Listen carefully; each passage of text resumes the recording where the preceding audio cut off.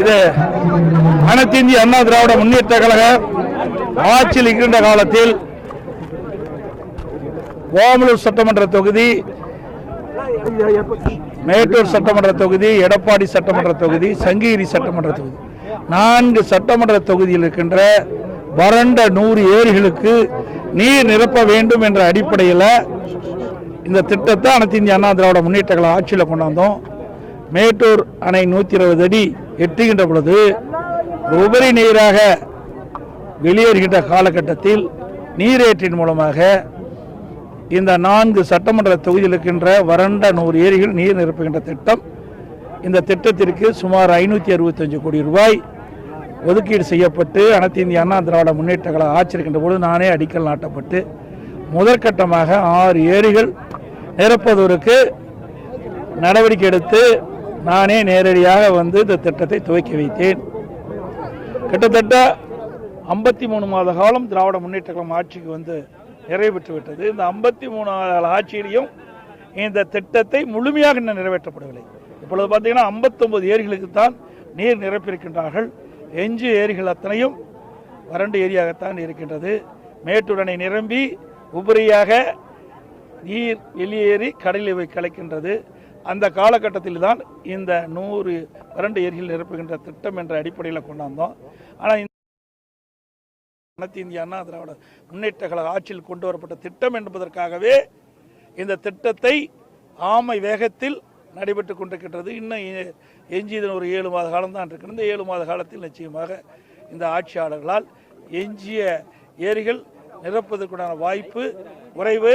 மீண்டும் அதிமுக ஆட்சி மலர்ந்தவுடன் இந்த நிரப்பப்படாத எஞ்சிய ஏரிகள் அனைத்தும் நிரப்பப்பட்டு நிலத்தடி நீர் உயர்ந்து விவசாயிகளுக்கு தேவையான நீர் கிடைக்கும், குடிப்பதற்கு தேவையான நீர் கிடைக்கும். இது பெரிய சோலை பகுதி நீங்கள் பார்க்குறீங்க. கிட்டத்தட்ட நான் சட்டமன்ற உறுப்பினராக தேர்ந்தெடுக்கப்பட்ட போது கடுமையான வறட்சி, 800 அடி போட்டால் தான் தண்ணி கிடைக்கும்.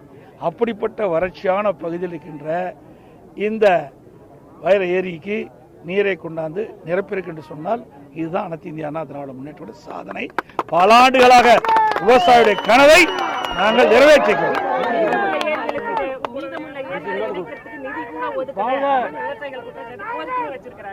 அதாவது ஏற்கனவே அனைத்து இந்திய அண்ணா திராவிட முன்னேற்ற கழக ஆட்சியில் டெண்டர் விடப்பட்டு அதுக்கு உண்டான பணிகள்லாம் துவங்கி முதற்கட்டமாக 6 ஏரிகள் நிரப்புவதற்குண்டான நடவடிக்கை எடுத்து நானே வந்து நேரடியாக திறந்தேன். வேண்டுமென்றே திட்டமிட்டு ஏதாவது ஒரு காரணத்தை சொல்லி அவருடைய கடமையிலிருந்து தட்டி கழிக்கின்றார். நிச்சயமா பாதிப்பு. பாருங்க எவ்வளோ நீர் நிரம்பி இருக்குது. கண் எதிரே மேட்டூர் அணை, இங்கிருந்து 20 கிலோமீட்டர். நம்முடைய விவசாயிகள் நீரை பார்த்துட்டு இருக்கிறாங்க.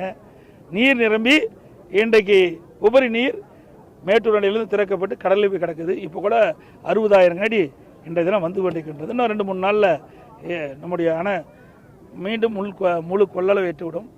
முழு கொள்ளளவு ஏற்றிய பிறகு உபரி நீர் திறக்கத்தான் படும். இது வீணாக போய் கடலே கிடைக்கின்றது. வேண்டுமென்றே திட்டமிட்டு இந்த அரசாங்கம் அனைத்து இந்திய அண்ணா திராவிட முன்னேற்ற கழக ஆட்சியில் கொண்டு வரப்பட்ட திட்டம் என்ற ஒரே காரணத்திற்காகவும் இந்த 4 சட்டமன்றமும் அனைத்து இந்திய அண்ணா திராவிட முன்னேற்றங்களும் கூட்டணி வெற்றி பெற்றிருக்கின்ற காரணத்தினால இதில் அவர்கள் அக்கறை செலுத்தவில்லை. திட்டமிட்டு இந்த 100 ஏரி திட்டத்தை எஞ்சிய ஏரிகளுக்கு நிரப்பாம புறக்கணித்திருக்கிறார். திட்டம் முழுமையடைஞ்ச பிறகு பணமரத்துப்பட்டி ஏரிக்கு உபரி நீரை கொண்டு வரணும் விவசாயிகள் இன்னொரு கோரிக்கை வச்சிருக்காங்க. அதெல்லாம் பின்னாண்ட பார்க்கலாம். இது ஏன் நிரப்பலையே, முதற்கட்ட பணி நிரப்பட்டும். அனைத்து இந்திய அண்ணா திராவிட முன்னேற்ற கழகத்தை பொறுத்த வரைக்கும் அத்திக்கட வனாசி திட்டத்தை நாங்கள் தான் கொண்டாந்தோம். அது மட்டுமல்ல, நீரேற்றின் மூலமாக வறட்சியான பயிர்கின்ற விவசாயிகள் தங்களுடைய நிலங்களுக்கு நீர் வேண்டும் என்று கேட்டபோது அதையோ நிறைவேற்றி கொடுத்தது அனைத்து இந்திய அண்ணா திராவிட முன்னேற்ற கழக அரசு. இது விவசாயிகளுக்கு எந்தெந்த விதத்தில் உதவ முடியுமோ அந்தந்த விதத்தில் உதவக்கூடிய அரசாக அதிமுக அரசு இருந்தது.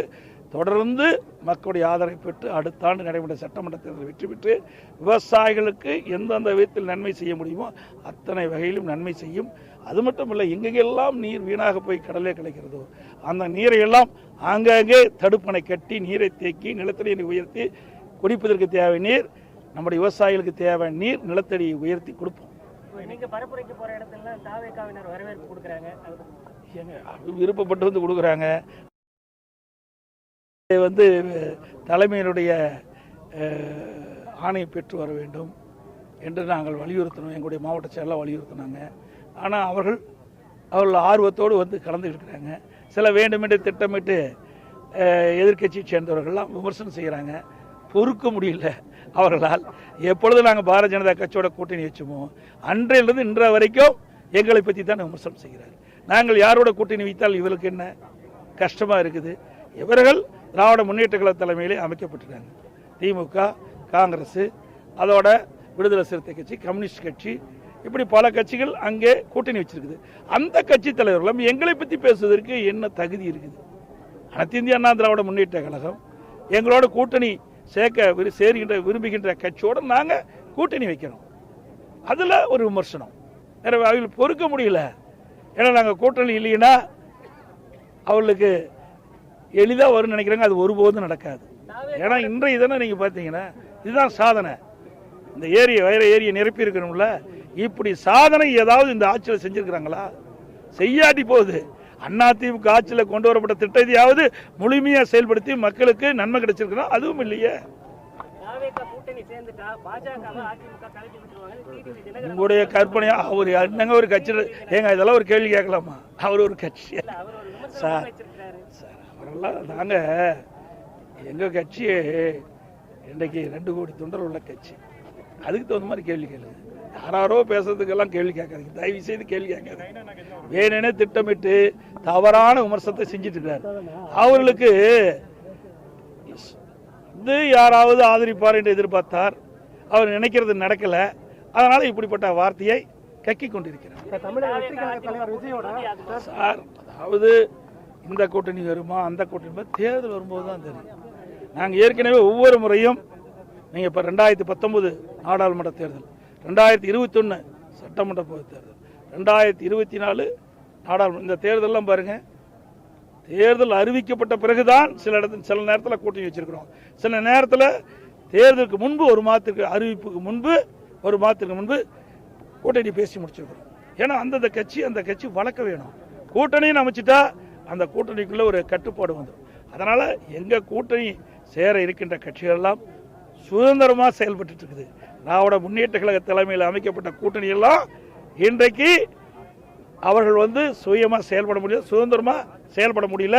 இன்னைக்கு காங்கிரஸ் கட்சி நீங்க பத்திரிகையில் பார்த்தேன், பல பேர் எதிர்ப்பு குரல் கொடுக்க ஆரம்பிச்சிட்டாங்க. அடுத்த ஆண்டு நடைபெற்ற சட்டமன்ற பொதுத் தேர்தலில் எங்களுக்கு அதிகமான இடம் வேணும், ஆட்சியில் பங்கு வேணும் என்ற கோரிக்கையெல்லாம் வைக்க இன்றைக்கு பத்திரிகையில் வந்திருக்குது. ஆக அவர்களும் குரல் கொடுக்க ஆரம்பித்து விட்டார்கள். ஆக திராவிட முன்னேற்ற கழக தலைமையில் அமைக்கப்பட்ட கூட்டணி இப்பொழுது விரசல் ஏற்படுகின்ற சூழ்நிலை ஏற்பட்டு விட்டது. இல்லை அதெல்லாம் சார், நாங்கள் ஏற்கனவே மக்களை பார்த்து பாதிக்கப்பட்டவங்களுக்கு ஆலோசனை சொல்லிட்டு விட்டோம். புரியுதா? அவங்களுக்கு எல்லாமே தெரியும். உடனே சம்பவம் நடந்த உடனடியாக எங்களுக்கு தகவல் கிடைத்து நான் சென்னையில் இருந்தேன். உடனே அன்றைய நைட்டே இரவே இங்கே அதிகாலை புறப்பட்டு கரூருக்கு போய் அந்த பாதிக்கப்பட்ட குடும்பத்தை சந்தித்து ஆறுதல் கொடுத்து அந்த இறந்தவர்களுக்கு இறுதி அஞ்சலி செலுத்திட்டு வந்திருக்கிறேன்.